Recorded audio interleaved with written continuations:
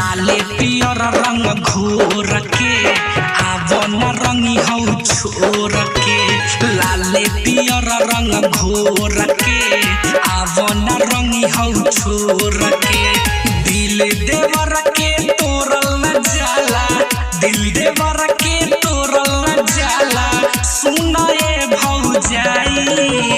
तुना रंग बैबू के रंग बाई हमार पिचकारी उपास रह जाई तुना रंग बैबू के रंग बाई हमार पिचकारी उपास रह जाई।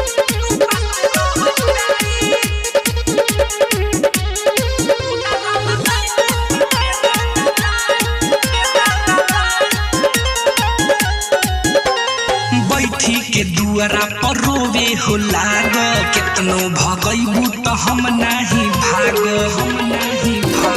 बैठी के दुआरा पर रोवे हो लाग केतनो भगैबू त हम नाही भाग होली में बुरा मानल न जाला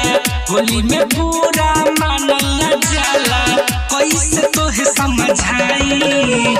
तुना रंग बैबू के रंग बाई हमार पिचकारी उपास रह जाई तुना रंग बैबू के रंग बाई हमार पिचकारी उपास रह जाई।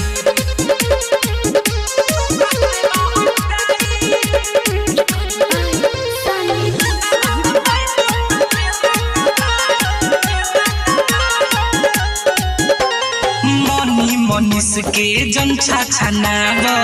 आबे भौजी हाली बहरा तू आब मनीष के जन छाछनाव आबे भौजी हाली बहरा तू आब दीपक प्रेमी निजू नीरज के दीपक प्रेमी निजू नीरज के बोली है ना भाई तुना रंग बैबू